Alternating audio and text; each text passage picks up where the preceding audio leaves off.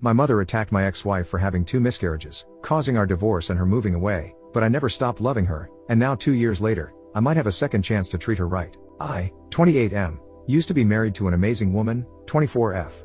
We divorced 2 years ago after dating for 1 year and being married for 3. She was, and still is, the love of my life, and our divorce is my biggest regret. The main reason for our divorce was my mother, who was a nightmare mother-in-law. I foolishly allowed her to interfere in our marriage and mistreat my ex-wife by constantly criticizing her. While I never called my mother to complain about my ex or sided with her against my ex, I should have enforced strict boundaries as soon as I realized she was a problem for us. I did go no contact with my mother twice, during my ex-wife's miscarriages, because I wanted to shield her from additional stress. However, during the second miscarriage, my mother found out about it by reading some texts on my sister's phone. She also discovered through those texts that it was our second miscarriage, and she went ballistic. My mother showed up at our home, and instead of turning her away immediately, I made the mistake of taking her into the living room to try to calm her down and explain things. My ex-wife, who was upstairs resting, was unaware that my mother was there. My mother pretended to calm down, but when I went into the backyard to bring our cats inside, she went upstairs, woke my ex-wife, and screamed at her for ruining my relationship with her. She also made horrific comments about my ex-wife being barren. By the time I got upstairs, 5 minutes later, as the cats weren't cooperating, my ex-wife was in tears. I kicked my mother out immediately, but that incident was the final straw for my ex-wife, and we split up a month later. We agreed to remain friends and acknowledged that we still had feelings for each other, but the relationship was no longer beneficial to her. After the divorce, she went to stay with her father in the UK and ended up getting a job through one of his friends. The divorce devastated me. I went no contact with my mother and started therapy, which helped me understand that my relationship with her was toxic. I learned strategies to manage communication with her, and now we're low contact, only speaking at family events. According to my siblings, she still doesn't see what she did wrong, so I have no plans to move beyond low contact with her. I've never moved on from my divorce. In fact, I think I'm even more in love with my ex-wife now than I was before. I haven't dated anyone else, and she's constantly on my mind. During the first 6 months of her living in the UK, we didn't speak. However, on our wedding anniversary, she sent me a text that read, "Happy anniversary," insert nickname she used to call me, followed by, "I thought we agreed to stay friends, loser." After that, we started texting each other occasionally, for example, on my birthday, her birthday, and my brother's birthday. For my brother's birthday, she sent his gift to my house, and I passed it on to him. Quick note, my brother is gay, and he and my ex have been best friends since childhood. He's the one who set us up on our first date, so there's no weirdness here. In her second year away, our communication became more consistent, resembling a typical friendship.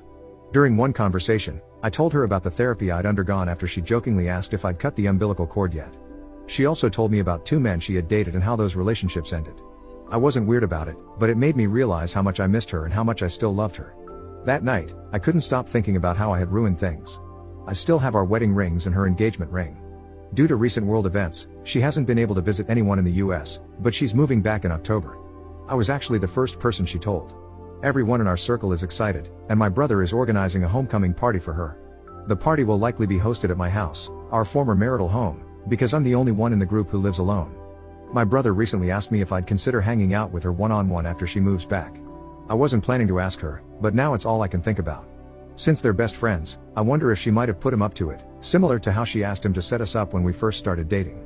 I asked my sister for advice, and she said I shouldn't ask her to meet up and should wait for her to take the lead if she wants to. I do think she might still have feelings for me because, during one conversation about one of her breakups, she said, "None of the men over here can handle me like you can." However, her humor is generally flirtatious, so I can't be sure. I'd love an outside perspective. Would asking her out be the right thing to do? Thanks for reading. Edit. You've all convinced me to ask her now instead of waiting until October. It's late here in the UK right now, but I'll call her tomorrow. Thanks for all the encouragement. Edit. I wanted to clarify what I meant by low contact since I know everyone interprets it differently. The low contact I have involves only saying happy birthday to each other in the family group chat. We're never the first to say it to each other, and the conversation doesn't go beyond that point. Whenever she approaches me at family events, which doesn't happen often anymore, she usually asks how I am and for updates on my life. I give her one-word answers and greyrock the rest. My therapist refers to this method as civil no contact, which I think is a more accurate term. She initially freaked out about no contact when my ex-wife first left and regularly blew up my phone. Low contact has been more peaceful. I'm aware this will likely change if my ex-wife and I get back together, and I'll be working with my therapist to create a plan for every possibility. I plan on returning to no contact after the phone call tomorrow, and I want to make it as safe and peaceful as possible. If a tiny bit of conversation is what it takes, I'm willing to do it. Update 1 day later. I asked if she'd like to come out to dinner with me when she gets back. She said yes. She even asked me what took me so long to ask, Lamau. She told me that if I hadn't asked her by the week before her return, she would have asked me out herself, so thank you guys so much for pushing me to call her. I feel like me making the first move is more meaningful, especially since I was the one who ruined our marriage. I'm literally on cloud 11 right now. We're planning to take things slow this time. We got engaged after 6 months the first time around, Lamau. I'm also going to be picking her up from The airport. Should I bring her flowers? I also spoke to her about my mom. She was aware of the civil no contact arrangement I had, and she said she didn't mind if I kept it, but I made it clear that I don't want to anymore. I've only been tolerating my mom's presence for the sake of my siblings and their children at events, but I've decided to stop attending those events and instead celebrate important occasions with them separately. I'm hoping my nieces and nephews will harass my siblings about me being missing from their birthday parties so much that my siblings uninvite my mom, Lamau. I know I'm their favorite uncle. I apologized to her profusely, but she said she'd hang up if I kept apologizing, so I had to stop. I know this is just the beginning, and more apologies will definitely come as we start unpacking our failed marriage, so I'm trying not to max out her apology acceptance capacity just yet. She's also agreed to start couples counseling with me when she gets back. We even discussed the possibility of moving to the UK if we get married again. She mentioned wanting to stay in the town I'm currently in for the next few years because she's missed her family and friends here a lot. Her maternal family is here, but her paternal family is in the UK. Still, she said that moving back to the UK isn't completely off the table. I told her I'd follow her in a heartbeat, and she called me a nerd, Lamau. Our conversation lasted 2 hours, and she only had to go because she was taking her younger siblings out. Oh, and remember how I suspected my brother was hinting to me about her wanting me back? I was right. She admitted she'd been asking him to drop hints. I saw a comment earlier saying I should have just asked my brother to spell it out, but trust me, he's insanely annoying. I'd have to hold him hostage to get him to say anything. I know there's so much more to discuss in the month before she returns, and I'm putting together a priority list. Dealing with my mom is at the top of it. I told my ex-wife I wanted to sell the house so my mom wouldn't have my address, and I swear she wanted to reach through the screen and choke me. She loves the house and said I can't list it or even talk to a real estate agent until she gets a chance to look around again. Of course, I'm happy to oblige my queen. I also saw comments saying I shouldn't send my mom that email, the one explaining my boundaries and the consequences of breaking them. Since my ex-wife doesn't want to leave this town for the near future, and given how small the town is, it's likely my mom will run into us, either together or separately. I already run into my mom at least once a week, and we just ignore each other. I'd hope she has the decency to keep it that way, but she can't be trusted. If she crosses the line, I'm prepared to take legal action. Any advice on this is welcome. For now, my plan is to attempt total no contact in the month before my ex-wife returns. There are 4 family birthdays coming up, so it's the perfect time. My absence at all 4 events will definitely be noticed, and I'll get to see my mom's reaction. I'm also considering asking my brother and sister to sit her down and tell her not to bother me anymore, that I've decided to go fully no contact. I know some of you are mad at the civil no contact I've been doing, but it's helped me maintain the peace I needed for the past 2 years. However, I understand that everything will be different when my ex-wife is back. Thank you all so much. You're all invited to our second wedding. Edit. She found this post on Best Redditor Updates, Lamau. She called me a total nerd. She also wants me to thank you all for convincing me to call her instead of waiting until October. And she told me to call her my girlfriend instead of my ex-wife, so that's what I'll be using from now on. Edit. I'm fully aware that my mom is racist. By closet racist, I meant someone who's kept it hidden effectively for so long. She's also just a complete weirdo in general, so there are multiple reasons why she doesn't like my girlfriend and my brother's boyfriend beyond race. She hates my girlfriend because of her messed up family background and her miscarriages, in addition to race. She also dislikes my brother's boyfriend for being into motorbikes and smoking pot. She's incredibly absurd, so at the beginning, I wasn't sure if it was racism or not, but now it's pretty obvious. My sister's boyfriend is also black, he's my girlfriend's cousin, we set them up, lol, but he refuses to meet my mom because of how my girlfriend was treated. Interestingly, she's never commented on their relationship. Edit. I doubt any of you are still lurking here, but I thought I'd give a mini update. After spending some time on r/just normal and speaking with my therapist, I've decided that the best course of action for re-establishing total no contact is to have a lawyer contact my mother. I reached out to a good lawyer today, and we're going to begin drafting a letter to send to her. Some of the things I've seen on here have worried me, so I've also started collecting evidence needed for a restraining order. I'm not sure how effective old texts and videos will be, but it's worth a shot. My girlfriend thinks I'm being too militant, lol. I think her time away has made her forget the worst of it, but she appreciates that I want to protect her. For clarification, since some of the comments seem to assume otherwise, we are not moving in together. My mother does not know the address of where my girlfriend will be living. Second update 1 week later. Success. I posted here a while ago asking for advice on keeping my mother away as my ex-wife, now girlfriend, returns to the town we live in. I'll be referring to her as my girlfriend for the rest of the post. I decided the best course of action was to have a lawyer contact my mother. The lawyer sent her a simple letter explaining that he was representing me and advising her to stay away, while also warning that I would take legal action if she didn't comply. The lawyer said he had to provide a reason for the letter, so it briefly mentioned that I had entered a romantic relationship and didn't want her involved due to her past behavior. It did not specify that I had gotten back with my ex-wife. This sparked a whole fight with my parents and older siblings. My dad even showed up at my house to argue with me.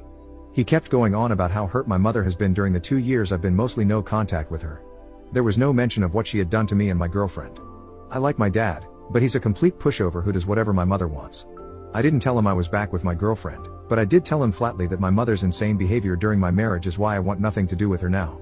He pulled the classic "she's your mother, she loves you, and you're really hurting her" argument, but I didn't back down. I explained that because the town we live in is so small and I already run into her regularly, there's a high chance I'd run into her while I'm with my girlfriend. I told him I didn't want her to lose control, so having a lawyer warn her was the best way to avoid escalation. I made it clear that the ball is in her court. If she respects my no contact, then this won't need to go further, and we can all live peaceful lives. Eventually, my dad agreed with me. Before he left, I also told him never to show up at my house unannounced again. He promised to explain the situation to my mother and tell her that if she behaves, I won't take legal action. My older sisters have all called me to insult me, but I sent them the same text telling them to mind their own business, and the harassment stopped. It's been a day since all this happened, and my father said my mother agreed to leave me alone. While I can't completely trust her word, it's a start, especially since last time I tried to establish no contact, she went off the rails. I've already spoken to a realtor about getting my house on the market by mid-October. I'd like to sell it sooner, but my girlfriend wants to have a look around first, so I'm waiting. I plan to move to a neighboring town where I can keep my job, see my friends, and stay in touch with the family members I'm close to. I won't be attending any family events where my mother will be present. Missing my nieces and nephews' birthdays will be tough, but I'll visit separately to give them their gifts. So far, so good, it's been a tentative success. There's still a month before my girlfriend returns, so I have time to handle any issues that might come up before then. To clarify, my girlfriend won't be moving in with me, and my mother doesn't know where she'll be staying. Here's to more successes. Third update 1 month 1 week later. Hello, everyone. Sorry for keeping you all waiting. My girlfriend has been back for a week today, and it's been the best week of my life. I picked her up from the airport last Saturday. I brought her a gigantic bouquet of daffodils, and we both cried, lol. Seeing and hearing her again in person was so surreal because I'm so used to speaking to her over video calls. Her accent has become more British now, and it's so cute. The drive back to our town was challenging because I had to keep my eyes on the road, but I wanted to look at her the entire time. We had the homecoming party at my place, our old marital home, on Sunday, and it was amazing. It felt just like old times when we were still married and hosted our friends. She stayed to help me clean up with my brother and, unfortunately, her older brother too, who does not like me. She wanted to come over and have a look at my house before I put it on the market, and we did that on Tuesday. It was extremely emotional, and we both ended up crying, especially when we got to the master bedroom. When she left, I moved my things into another bedroom, locked up our old shared bedroom, and basically forgot about it. I only went in about once a month to clean it, but other than that, it stayed locked. Our old rings, a few things she had left behind, and some items that were too painful for me to look at, like framed photos we had together, were in there. She ended up taking her old wedding and engagement rings to wear on a necklace, which was really touching because I thought she wanted to completely forget our previous relationship and start fresh. I'm happy to know that she looks back on our past together fondly despite it being a hot mess.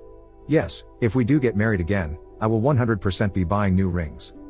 We've hired a counselor to work through our relationship, and our first appointment is next week, so wish us luck. I also have an appointment to get the house valued next week so I can sell it ASAP. My girlfriend is currently staying with a family member and is apartment hunting, so we also have some appointments next week to look at places for her. The coming week is pretty jam-packed for us. We won't be living together for a while so we can take things slower than we did last time. Last time, we got engaged after 6 months and married 6 months later. During the week she's been back, we've spent a few hours together every day, except when I'm working, apart from Wednesday. I know some of you will probably be wondering about my mother, and I have good news. We live in a small town, so it was 100% likely that my girlfriend would run into her within her first week back. She ran into her on Wednesday, and my mother did not do anything. My girlfriend was out with her younger sister at Starbucks, and my mother noticed her, then turned around and went about her business like a normal person. I will never be open to re-establishing communication with my mother, but it actually looks like she's learned her lesson after 2 years of very low contact.